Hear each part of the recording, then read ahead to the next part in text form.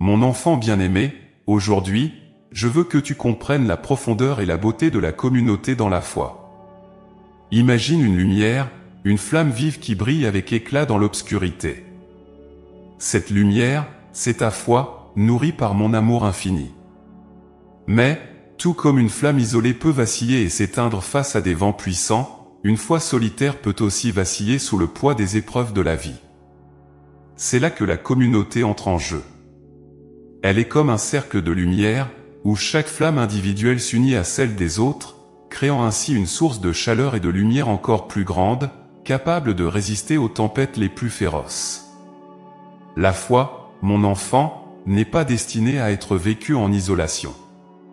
Depuis les premiers jours de mon Église, j'ai souhaité que mes enfants se rassemblent, qu'ils partagent leur foi et qu'ils se soutiennent mutuellement. La communauté est le sol fertile où les graines de la foi germent et fleurissent. C'est en vivant ensemble, en priant ensemble, en partageant les joies et les peines, que la foi devient une force vivante, palpable et puissante. Chaque membre de la communauté apporte avec lui des dons uniques, des expériences de vie et des perspectives différentes. Ces différences ne sont pas des obstacles, mais des richesses qui enrichissent l'ensemble du groupe.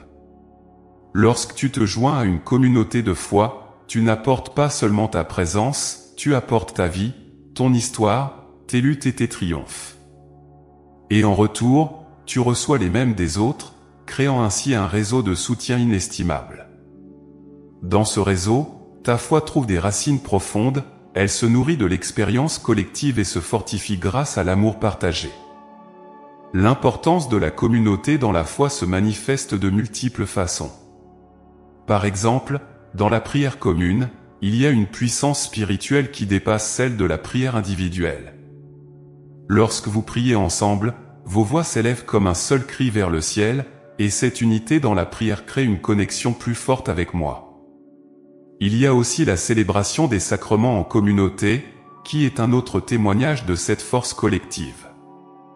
Dans la messe, l'Eucharistie devient non seulement une communion individuelle avec moi, mais une communion entre tous les membres du corps du Christ. En recevant le même pain, en partageant la même coupe, vous vous unissez non seulement à moi, mais aussi les uns aux autres. Cependant, la communauté dans la foi ne se limite pas aux moments de prière et de célébration. Elle se manifeste aussi dans les actes quotidiens de soutien et de compassion. Lorsque tu tends la main à un frère ou à une sœur dans le besoin, tu deviens l'instrument de ma grâce. Lorsque tu écoutes, réconfortes, ou simplement partages la douleur d'un autre, tu participes à l'œuvre de l'amour divin. Chaque petit geste, chaque mot d'encouragement, chaque prière silencieuse pour un autre membre de la communauté, renforce le tissu de la foi collective. La communauté est aussi un lieu de croissance spirituelle. En t'entourant de personnes qui partagent ta foi, tu trouves des modèles à suivre, des mentors qui peuvent t'aider à avancer sur ton chemin spirituel. Tu apprends des autres, tu t'inspires de leur foi, et à ton tour, tu deviens une source d'inspiration pour eux. Cette croissance mutuelle est un processus continu qui fortifie non seulement les individus, mais aussi l'ensemble de la communauté. Mais souviens-toi, mon enfant, la communauté n'est pas seulement un lieu de confort et de soutien, elle est aussi un appel à la mission. Ensemble, vous êtes appelés à être mes témoins dans le monde, à porter la lumière de votre foi aux autres. La force de la communauté réside dans sa capacité à rayonner au-delà de ses propres membres, à toucher ceux qui sont encore dans l'ombre, à les attirer vers la lumière. Par votre unité, par votre amour mutuel, vous devenez un témoignage vivant de ma présence dans le monde. Il est vrai que vivre en communauté peut parfois être difficile. Les différences de personnalité, les malentendus, les conflits peuvent surgir. Mais même dans ces moments, la communauté reste essentielle. Car c'est à travers ces défis que vous apprenez le véritable sens du pardon, de la patience, de l'humilité.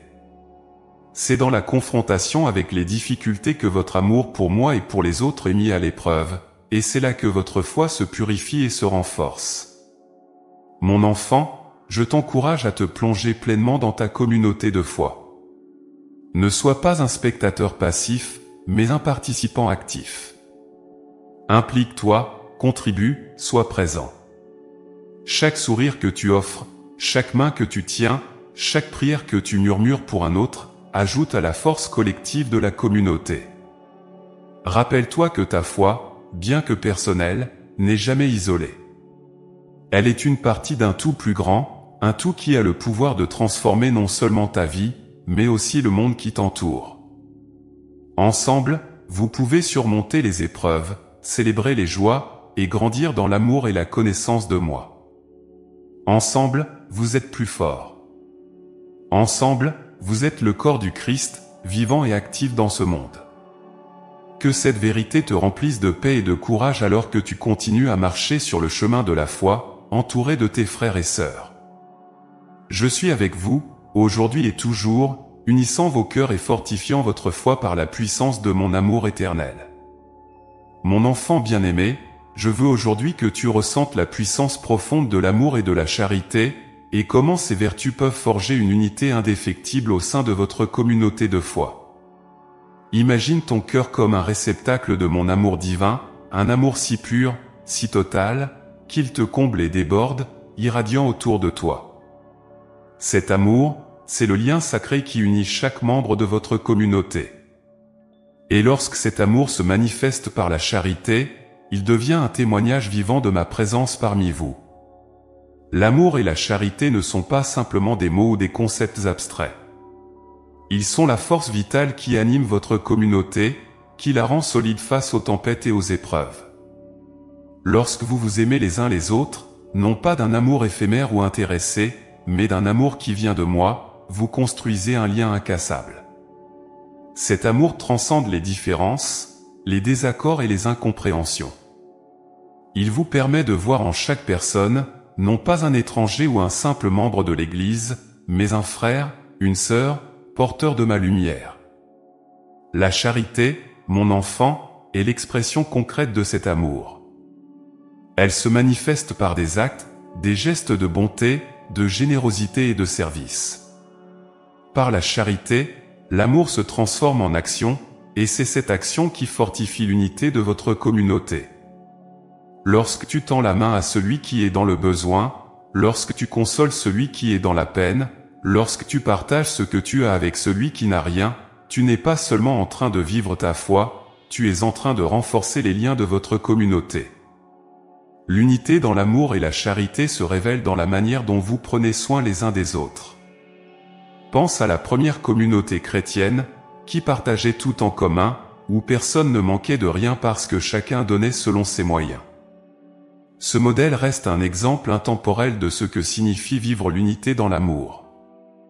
Il ne s'agit pas seulement de partager des biens matériels, mais aussi de partager votre temps, votre écoute, vos prières. La véritable charité commence par l'écoute attentive de l'autre, par la volonté de comprendre ses besoins, ses douleurs, et de répondre avec compassion. Mais mon enfant, l'unité dans l'amour et la charité ne se limite pas à votre propre communauté. Elle vous appelle à regarder au-delà de vos cercles immédiats, à embrasser toute l'humanité avec ce même amour. Votre communauté de foi doit être une lumière dans le monde, un exemple vivant de ce que signifie être mes disciples. Lorsque vous agissez avec charité, vous portez ma lumière dans des endroits où elle est peut-être éteinte. Vous devenez des témoins de mon amour infini, capables de transformer des vies et de semer l'espoir là où il n'y en avait plus. Pour que cette unité dans l'amour et la charité soit vraiment solide, il faut qu'elle repose sur une intention pure. Vos actions de charité doivent découler d'un désir sincère de servir, et non pas d'une recherche de reconnaissance ou de récompense. Souviens-toi que la véritable charité est humble, elle se fait discrètement, sans éclat, car elle cherche avant tout à glorifier mon nom, et non celui qui la pratique. Cette humilité est la clé de l'unité. Elle permet à chacun de donner et de recevoir avec le même cœur ouvert, sans orgueil ni vanité. L'unité dans l'amour et la charité se nourrit aussi de la prière. En priant pour les autres, en offrant vos prières pour les besoins de votre communauté, vous fortifiez ces liens sacrés qui vous unissent. La prière commune est une expression de cette unité, un moment où, ensemble, vous vous tournez vers moi, unis par un même cœur, un même esprit. Dans ces moments de prière, l'amour et la charité trouvent leur pleine expression, car vous vous soutenez mutuellement, non seulement par vos actes, mais aussi par vos paroles adressées à moi. Cependant, cette unité doit être protégée. Elle est précieuse, mais aussi fragile, car l'ennemi cherchera toujours à semer la division, la discorde et la méfiance. Soyez vigilants, mes enfants, car la division est l'arme la plus puissante de l'adversaire pour affaiblir votre communauté. Lorsque vous sentez que la discorde s'insinue, répondez par l'amour, par la patience, par la charité.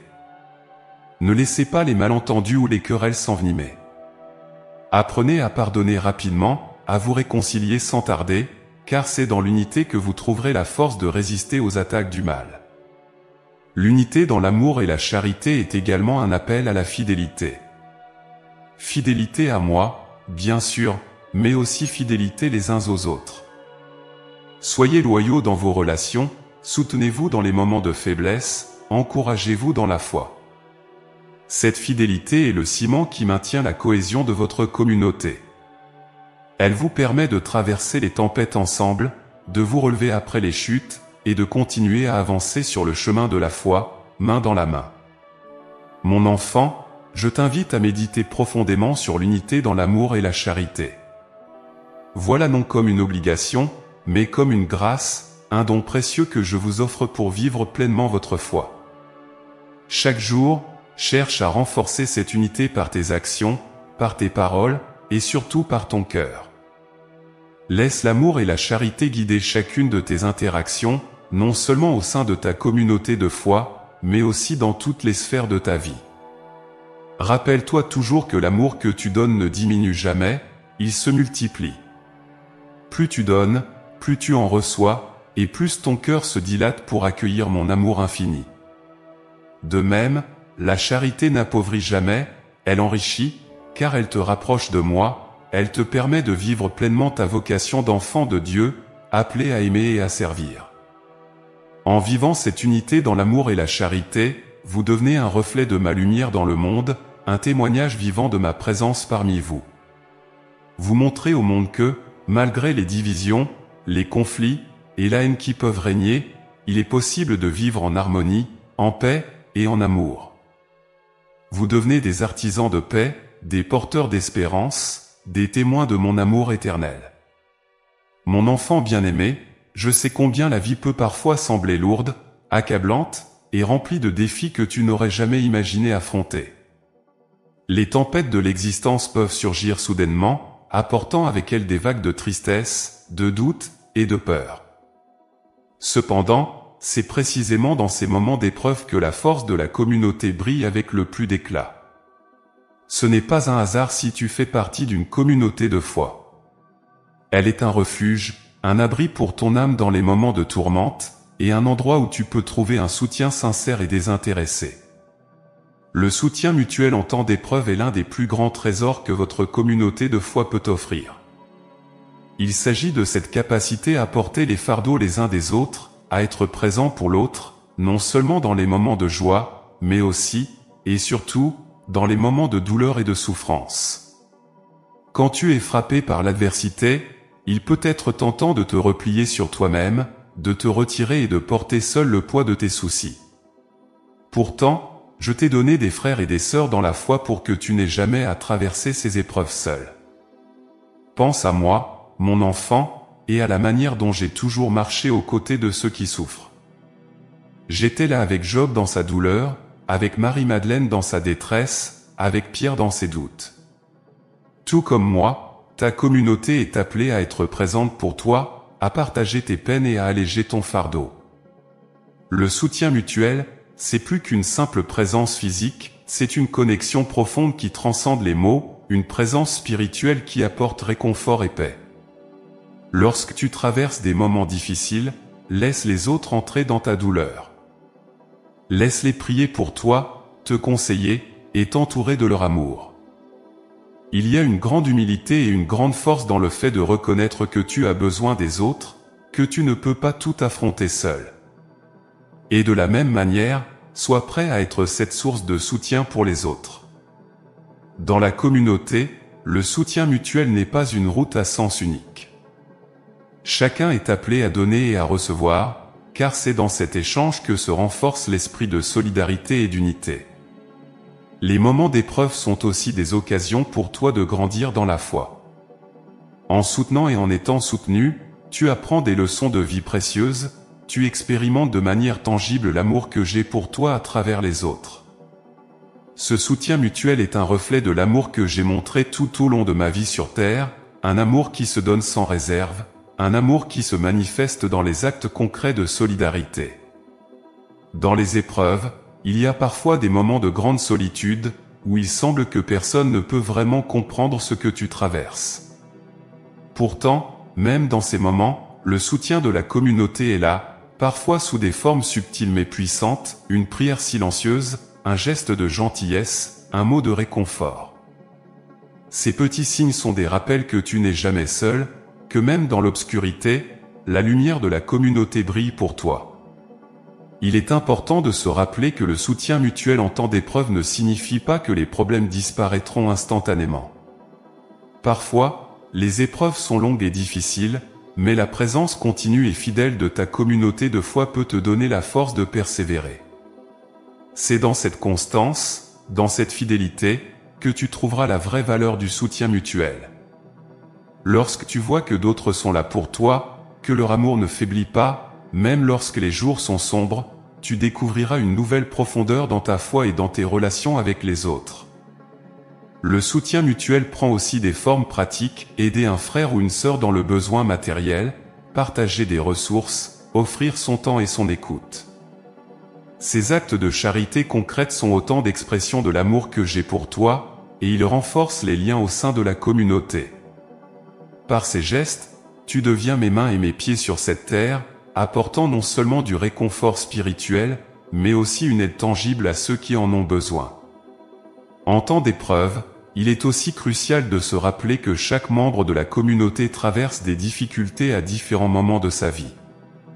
Aujourd'hui, c'est toi qui as besoin de soutien, mais demain, ce pourrait être quelqu'un d'autre.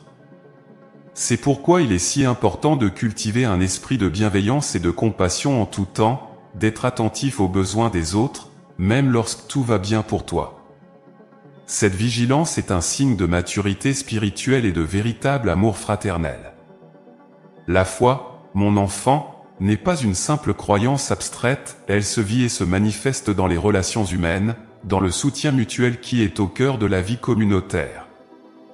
En portant les fardeaux les uns des autres, vous accomplissez la loi de l'amour que je vous ai donnée. Vous devenez les témoins de ma grâce dans ce monde, en montrant que, même dans l'épreuve, il est possible de trouver la force, la paix et l'espérance grâce à la solidarité et à l'unité. N'oublie jamais que les épreuves de la vie, bien qu'elles soient douloureuses, sont aussi des occasions de renforcer votre communauté.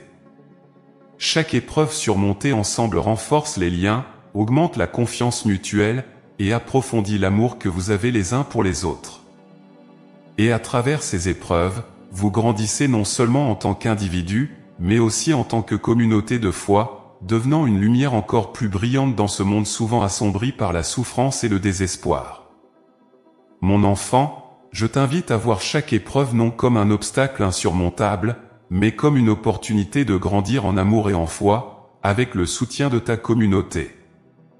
Laisse ton cœur être ouvert, tant pour donner que pour recevoir, car c'est dans cet échange que tu trouveras la véritable force pour surmonter les défis. Et souviens-toi, je suis toujours avec toi, à travers chaque sourire, chaque étreinte, chaque prière de ceux qui t'entourent. Que ce soutien mutuel soit une source constante de réconfort et de force pour toi, et que tu sois toujours prêt à être un pilier de soutien pour les autres. Ensemble, vous pouvez surmonter toutes les épreuves, car ensemble, vous êtes forts dans l'amour, unis par la foi, et portés par ma grâce infinie. Mon enfant bien-aimé, il est des moments dans ta vie où tu peux te sentir seul face aux défis et aux difficultés que le monde te présente. Pourtant, je veux te rappeler que tu n'es jamais véritablement seul. Au cœur de ta communauté, il existe une force puissante qui unit les âmes et élève les cœurs ensemble vers moi. Cette force, c'est la prière collective. Lorsque vous vous rassemblez pour prier, vos voix se rejoignent, formant un seul et même cri d'amour et de foi qui résonne dans le ciel. La prière collective est bien plus qu'une simple pratique, elle est un lien sacré qui unit chaque membre de votre communauté et vous relie à moi d'une manière profonde et mystérieuse. Pense à la prière comme à un fil d'or qui relie les cœurs les uns aux autres et les relie à moi, tissant un tissu de lumière et d'amour. Lorsque vous priez ensemble, ces fils individuels s'entrelacent, créant une tapisserie spirituelle d'une beauté et d'une force immense. Cette tapisserie, c'est l'unité de votre communauté. Par la prière collective, cette unité se renforce, car elle n'est plus simplement fondée sur des liens humains, mais sur une communion spirituelle profonde qui transcende toutes les différences. La prière collective vous permet de partager vos espoirs, vos joies, vos peines et vos inquiétudes. Lorsque vous priez ensemble, vous déposez vos fardeaux au pied de l'autel, sachant que vous n'avez pas à les porter seuls. C'est dans cette union des âmes que réside la force de la prière collective. Car lorsque vous priez en communauté, vos prières ne sont plus isolées, mais se fondent en une seule grande prière qui monte jusqu'à moi, remplie de la foi et de l'amour de chacun. Cette prière collective a une puissance particulière, car elle est le fruit de l'unité des cœurs et de l'esprit. Il y a une beauté profonde dans la diversité de vos prières collectives. Chacun apporte sa propre voix, ses propres mots, son propre cœur à cette communion, et ensemble, vous formez un cœur harmonieux. Cette diversité dans l'unité est le reflet de la richesse de votre communauté. Vous venez de différents horizons, avec des expériences et des vies différentes, mais dans la prière, vous êtes unis par la même foi et le même amour pour moi. Cette union dans la prière transcende toutes les divisions humaines et montre au monde le vrai visage de la communauté chrétienne, une communauté unie, non par des intérêts communs, mais par une foi vivante et partagée. La prière collective est également un acte de témoignage. En vous rassemblant pour prier, vous montrez au monde la force de votre foi et l'importance de l'unité. Vos prières publiques sont un signe visible de votre engagement envers moi et envers les autres. Elles témoignent de votre confiance en ma bonté et de votre désir de vivre selon mes enseignements. Lorsque vous priez ensemble, vous annoncez au monde que vous croyez en un Dieu qui entend et répond aux prières, un Dieu qui est présent au milieu de vous chaque fois que vous vous réunissez en mon nom.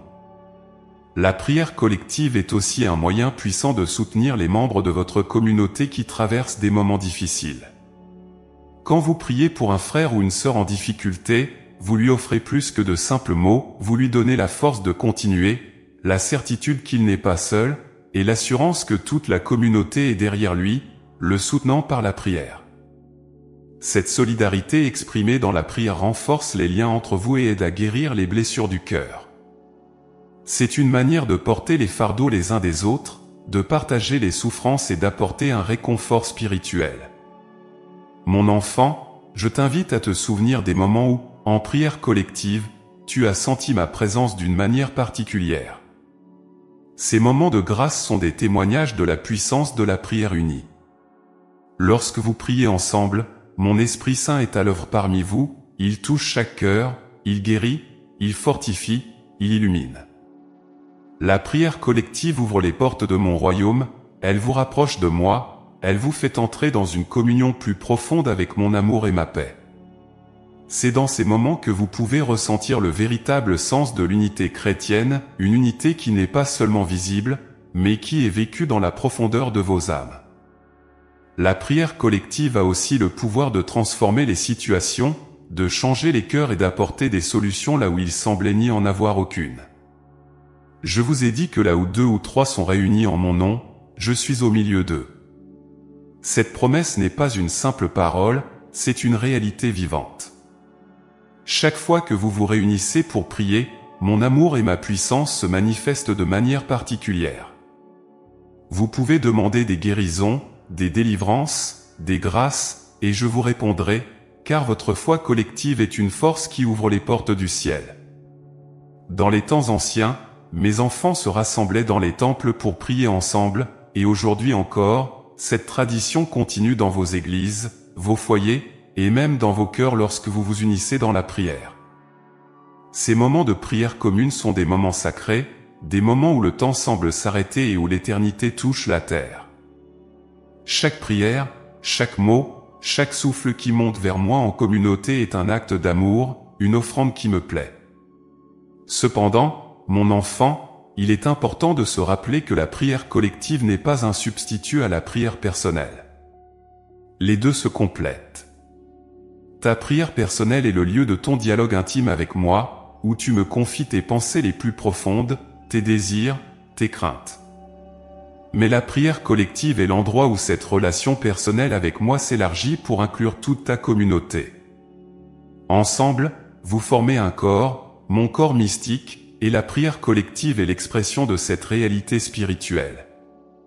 Je t'encourage, mon enfant, à participer activement à la prière collective de ta communauté. Ne te contente pas d'écouter ou de regarder, mais engage-toi pleinement, de tout ton cœur, de toute ton âme. Laisse-toi emporter par l'esprit de prière qui circule parmi vous, laisse-le t'inspirer, te guider, et te transformer.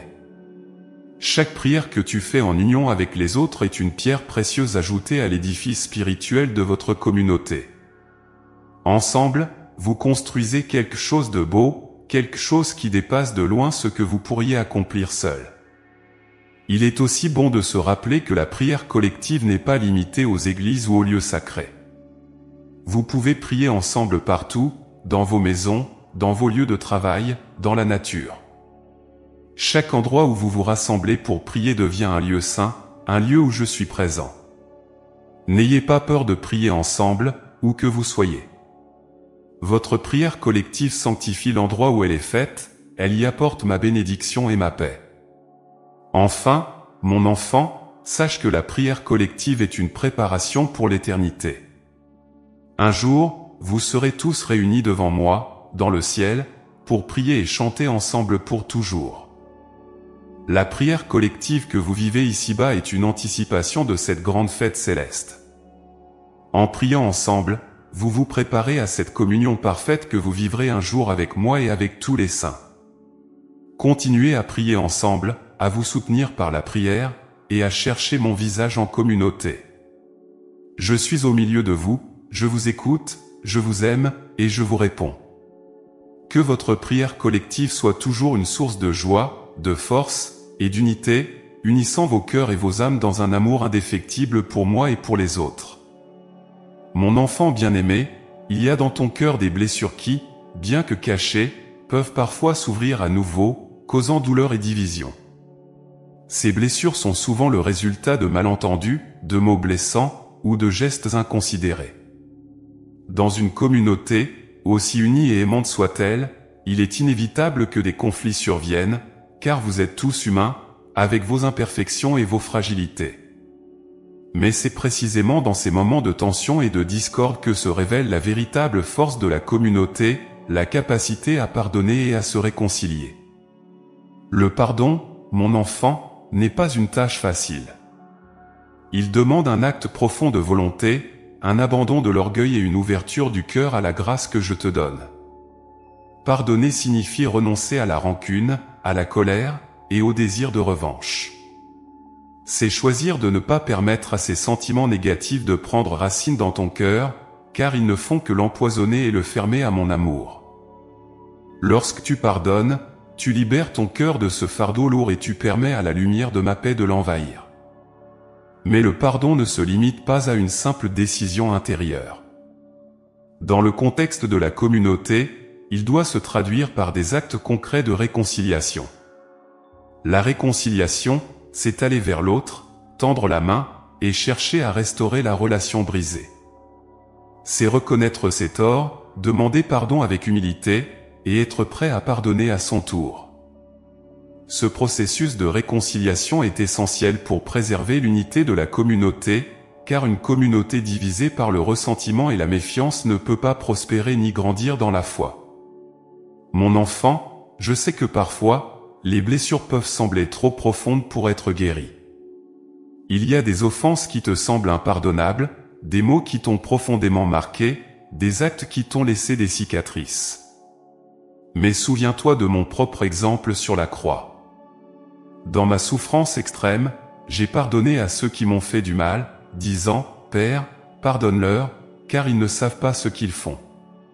Ce pardon est la clé de la réconciliation, car il brise les chaînes du mal et ouvre la voie à la guérison. Le pardon et la réconciliation sont aussi des signes puissants de maturité spirituelle. Ils montrent que tu es capable de voir au-delà de l'offense, de reconnaître l'humanité de l'autre, et de choisir l'amour plutôt que la haine. Ils sont un témoignage vivant de la puissance de ma grâce à l'œuvre dans ton cœur et dans ta communauté.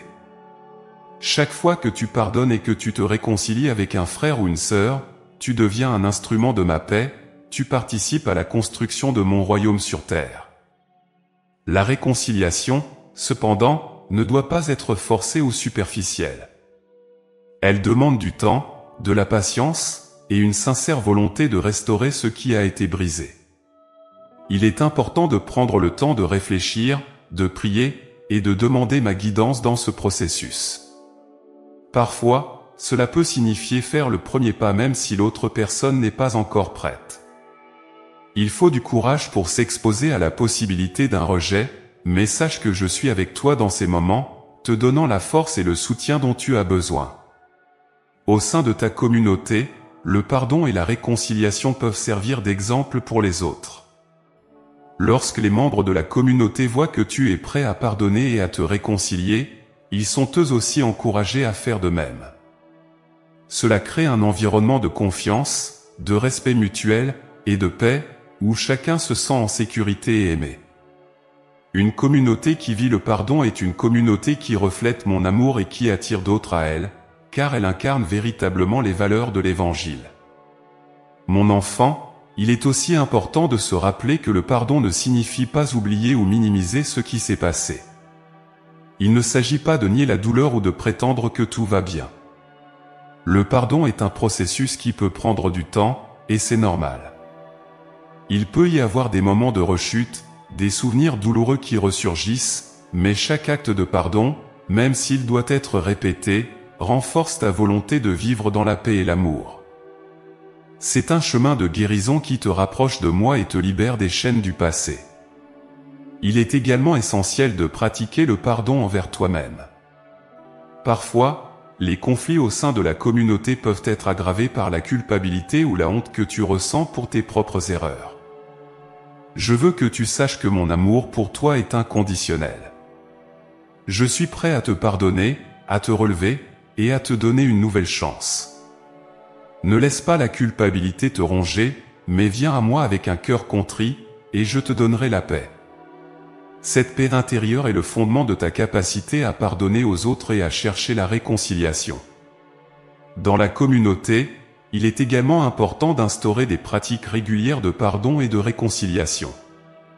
Cela peut se faire à travers des moments de prière commune, des retraites, ou des rencontres fraternelles où chacun peut exprimer ses sentiments, demander pardon, et recevoir la grâce de la réconciliation.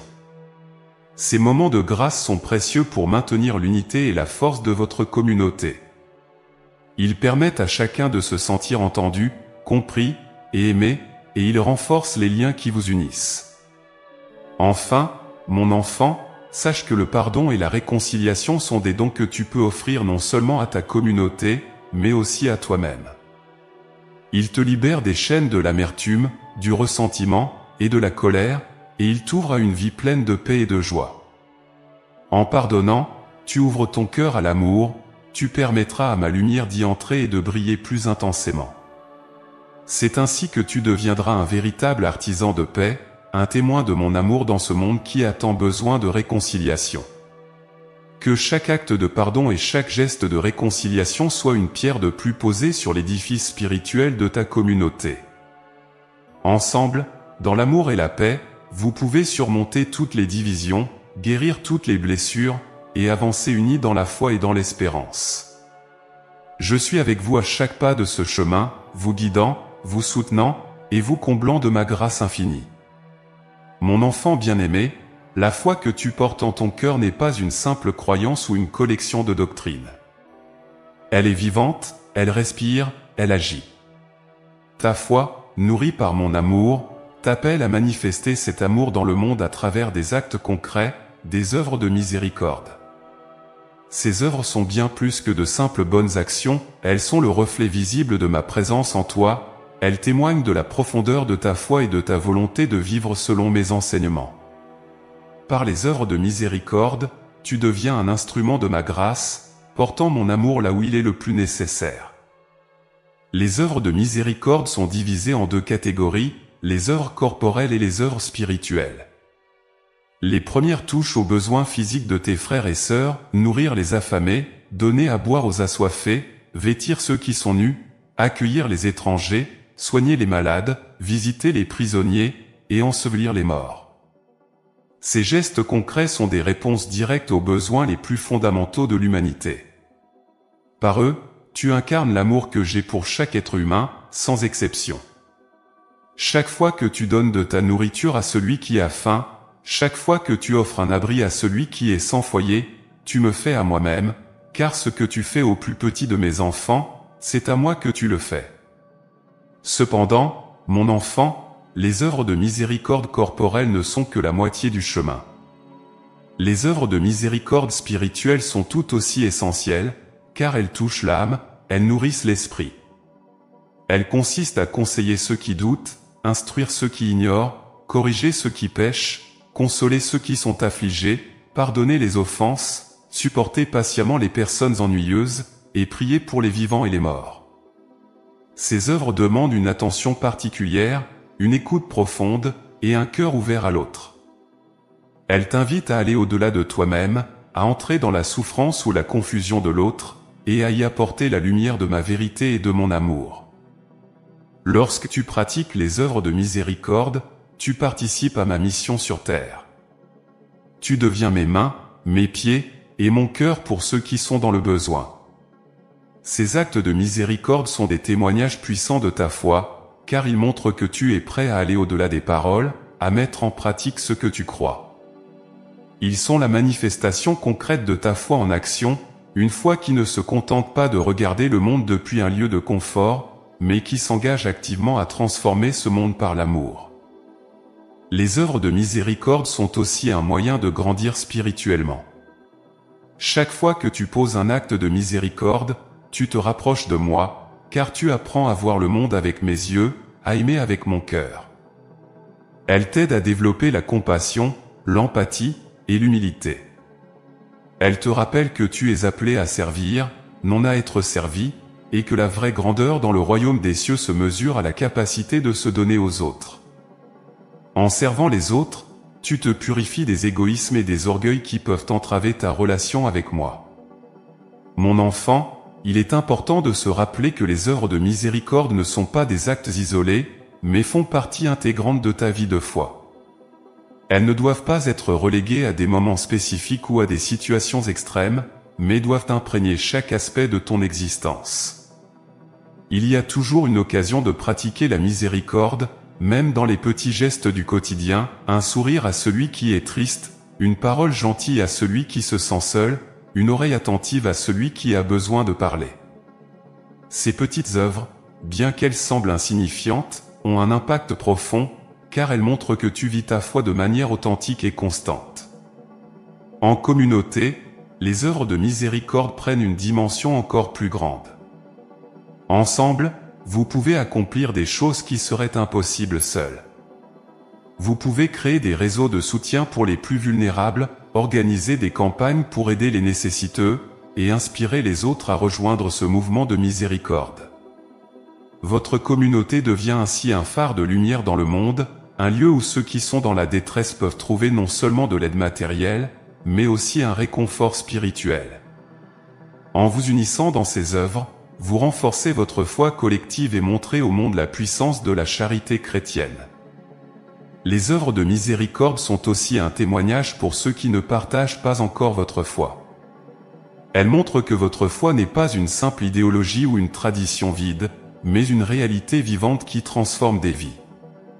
Lorsque les autres voient la manière dont vous vous engagez pour aider ceux qui sont dans le besoin, ils peuvent être touchés par cette manifestation concrète de l'amour divin et être amenés à se poser des questions sur la source de cette miséricorde.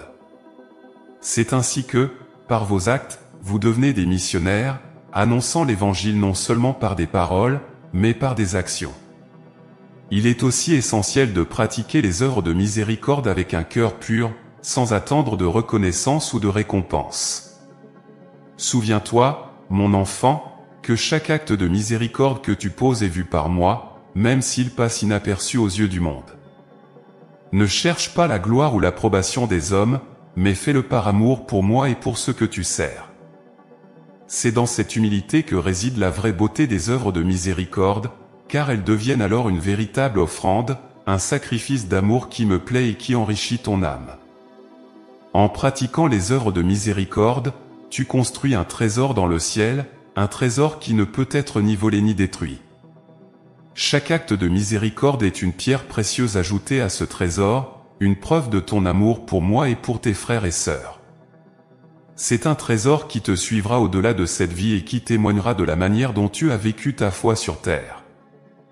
Mon enfant, je t'invite à réfléchir profondément à la manière dont tu peux intégrer davantage les œuvres de miséricorde dans ta vie. Cherche des occasions de servir, ouvre les yeux sur les besoins autour de toi, et laisse mon Esprit Saint te guider dans tes actions.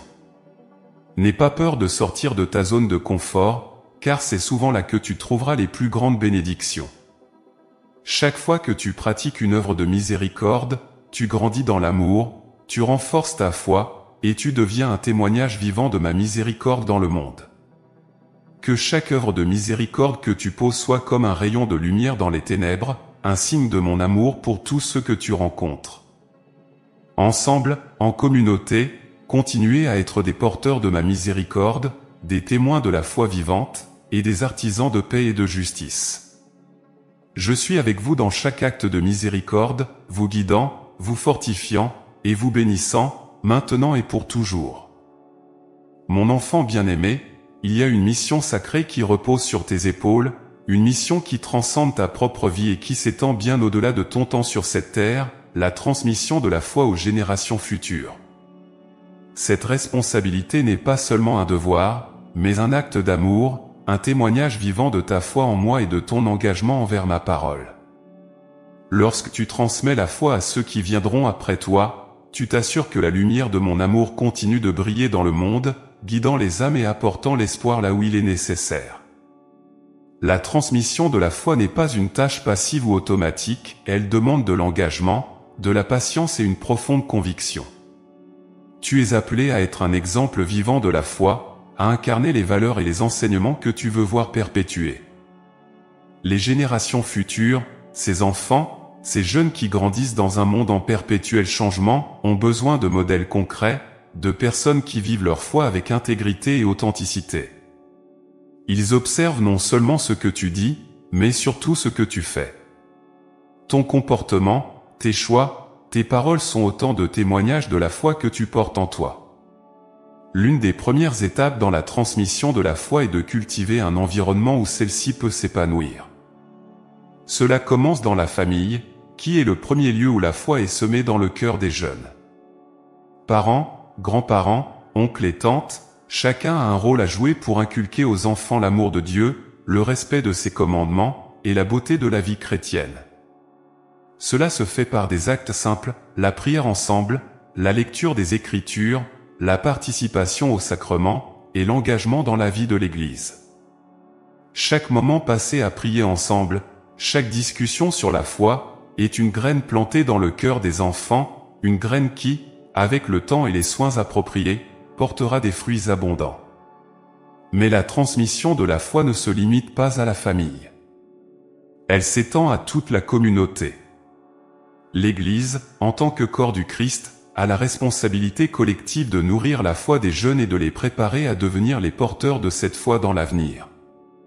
Les écoles catholiques, les groupes de jeunes, les catéchismes et les retraites spirituelles sont autant de moyens par lesquels la foi peut être enseignée et approfondie. Cependant, ces structures ne sont efficaces que si elles sont animées par un véritable esprit de foi, un désir sincère de transmettre non seulement des connaissances, mais aussi un amour profond pour moi. La transmission de la foi aux générations futures demande aussi d'écouter, de comprendre les défis et les questions que ces jeunes générations affrontent. Le monde change rapidement, et avec lui, les préoccupations et les doutes des jeunes.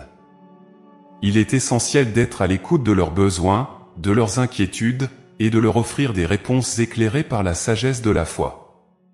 Cela signifie également être prêt à dialoguer, à répondre aux questions, même les plus difficiles, avec honnêteté et compassion.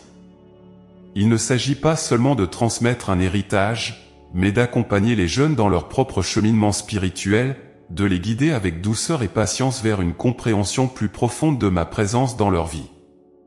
Mon enfant, n'aie pas peur d'innover dans la manière dont tu transmets la foi. Bien que les vérités de l'Évangile soient immuables, les méthodes pour les enseigner peuvent et doivent s'adapter aux réalités de chaque génération. Utilise les outils modernes, la technologie, les médias sociaux, tout ce qui peut t'aider à communiquer la beauté et la vérité de la foi aux jeunes d'aujourd'hui.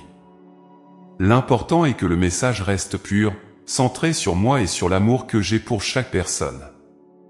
En trouvant des moyens créatifs de transmettre la foi, tu montres que celle-ci est vivante, pertinente et capable de répondre aux défis du monde moderne. La transmission de la foi aux générations futures est aussi un acte de confiance en ma providence. Tu plantes des graines, mais c'est moi qui les fais croître. Parfois, tu ne verras pas immédiatement les fruits de ton travail. Il peut y avoir des moments de découragement, lorsque tu te demandes si tes efforts portent vraiment du fruit. Mais souviens-toi que chaque prière, chaque enseignement, chaque geste d'amour que tu poses en mon nom laisse une empreinte, même si elle n'est pas immédiatement visible. Fais-moi confiance pour travailler dans le cœur des jeunes, pour les toucher de manière mystérieuse et profonde, même lorsque tu ne le vois pas. Il est également essentiel de transmettre la foi par l'exemple de la charité. Les jeunes sont particulièrement sensibles à l'incohérence, ils ont besoin de voir que la foi que tu prêches est vécue dans ta vie quotidienne. Ils seront inspirés non seulement par tes paroles, mais par la manière dont tu traites les autres, particulièrement les plus vulnérables. Montre-leur que la foi en moi se traduit par des actes concrets de miséricorde, de justice et de compassion. En voyant cette foi en action, ils seront eux-mêmes encouragés à suivre cet exemple et à vivre leur foi de manière authentique. Mon enfant, n'oublie jamais que la transmission de la foi aux générations futures est une œuvre de la grâce. C'est moi qui te donne la force, la sagesse et l'inspiration pour accomplir cette tâche. Reste en union avec moi, cherche mon aide dans la prière, et sois attentif à la manière dont je te guide dans cette mission. Je suis avec toi à chaque étape, te soutenant et te bénissant dans ton effort de faire connaître mon amour aux jeunes. Ton travail n'est jamais en vain, car chaque acte de foi que tu poses, chaque parole que tu dis en mon nom, a un impact éternel. Enfin, souviens-toi que la transmission de la foi aux générations futures est un acte d'espérance. En enseignant la foi aux jeunes, tu témoignes de ta confiance en un avenir où mon amour continue de se manifester dans le monde. Tu leur donnes les outils pour affronter les défis de la vie avec courage, pour trouver leur identité en moi, et pour devenir des porteurs de lumière dans un monde souvent plongé dans les ténèbres. En leur transmettant la foi, tu participes à l'œuvre de la rédemption, tu contribues à construire un monde meilleur, fondé sur les valeurs de l'Évangile. Que chaque parole que tu prononces, chaque geste que tu poses, et chaque prière que tu offres pour les générations futures soit un acte d'amour et de foi. Ensemble, en communauté, vous avez le pouvoir de transformer le monde, en semant les graines de la foi dans le cœur des jeunes. Ces graines, nourries par ma grâce, grandiront et porteront du fruit en leur temps, assurant ainsi que la lumière de ma vérité continue de briller pour les générations à venir. Mon enfant bien-aimé, il est une vérité profonde que je désire que tu comprennes et que tu portes dans ton cœur à chaque instant, je suis au milieu de vous, vivant, présent, agissant. Lorsque vous vous réunissez en communauté, que ce soit pour prier, célébrer, ou simplement partager un moment de fraternité, ma présence est réelle et tangible. Je ne suis pas un Dieu lointain, observant de loin vos vies et vos efforts. Non, je suis au cœur même de votre communauté, marchant avec vous, souffrant avec vous, et vous guidant avec un amour infini. Ma présence au milieu de vous est la source de votre force, de votre unité, et de votre paix. C'est moi qui unis vos cœurs, qui rassemble vos esprits et qui fortifie vos liens. lorsque vous vous réunissez en mon nom, je suis là, au centre de vos vies, non seulement comme un spectateur, mais comme l'acteur principal de votre communauté. Chaque prière que vous offrez, chaque chant que vous élevez, chaque acte de charité que vous posez, est une réponse à ma présence parmi vous. Vous n'êtes jamais seul, car là où 2 ou 3 sont réunis en mon nom, je suis au milieu d'eux. Mon enfant, il est important que tu réalises la profondeur de cette vérité. Ma présence au milieu de votre communauté n'est pas seulement une promesse, mais une réalité qui doit transformer la manière dont vous vivez ensemble. Lorsque vous vous rassemblez, que ce soit pour célébrer l'Eucharistie, pour prier ensemble, ou pour vous soutenir mutuellement dans les moments de joie ou de peine, vous devez toujours être conscient que je suis là, parmi vous, touchant chaque cœur, guérissant chaque blessure, écoutant chaque prière. La conscience de ma présence au milieu de vous doit changer la manière dont vous vous comportez les uns avec les autres. Elle vous appelle à un amour plus grand, à une compassion plus profonde, à une unité plus forte. Car si je suis au milieu de vous, comment pourriez-vous ne pas vous aimer les uns les autres? Comment pourriez-vous laisser la discorde, l'envie ou la rancune s'installer dans vos cœurs alors que je suis là, portant la croix de votre réconciliation et de votre paix? Mon amour pour vous est sans limite, et c'est cet amour que je vous invite à partager entre vous, en toutes circonstances. Ma présence au milieu de la communauté est également une source de réconfort et de force dans les moments de difficulté.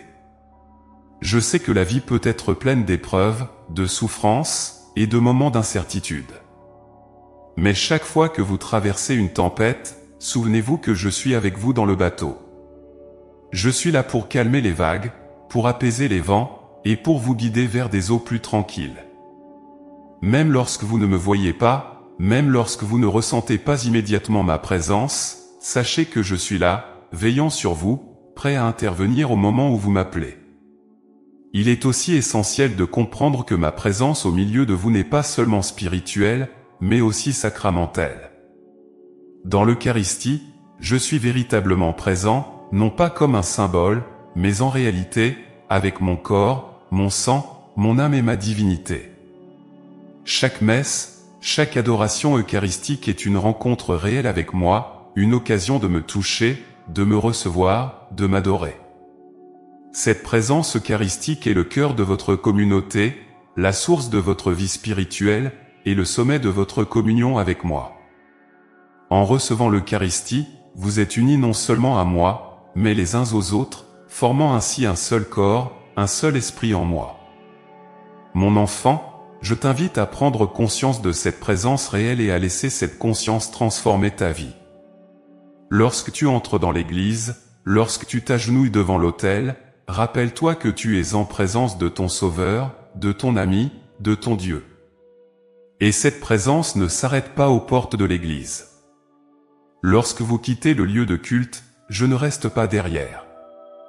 Je marche avec vous, je demeure en vous, et je continue à être présent au milieu de votre communauté dans chaque aspect de votre vie.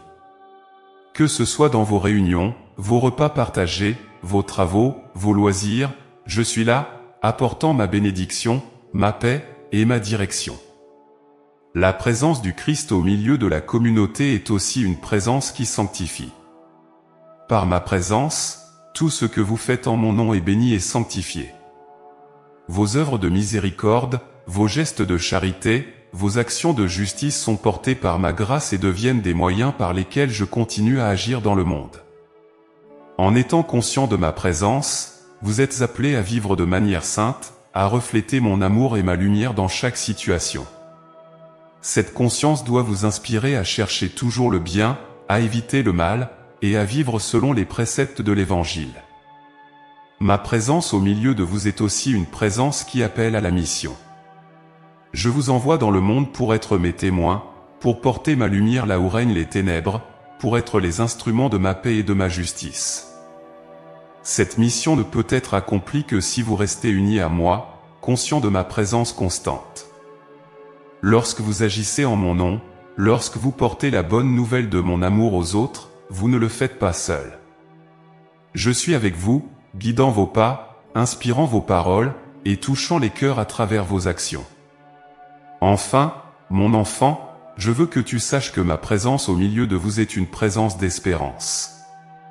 Dans ce monde souvent marqué par la douleur, la division et l'incertitude, ma présence est une promesse que je ne vous abandonnerai jamais. Je suis avec vous tous les jours, jusqu'à la fin des temps. Cette promesse est la source de votre espérance, une espérance qui vous soutient dans les moments difficiles, qui vous donne la force de persévérer, et qui vous rappelle que, malgré les défis, le mal n'aura pas le dernier mot. Ma victoire est assurée, et vous, en tant que membre de ma communauté, partagez cette victoire. Mon enfant, je t'invite à vivre chaque jour dans la conscience de ma présence. Laisse cette présence remplir ton cœur de paix, de joie et de force. Que ta communauté soit un reflet vivant de ma présence parmi vous, un lieu où l'amour, la miséricorde et la justice règnent, un lieu où chaque membre se sent accueilli, aimé et soutenu. Je suis au milieu de vous, aujourd'hui et toujours, et je vous guide avec un amour inébranlable vers le but que je vous ai préparé.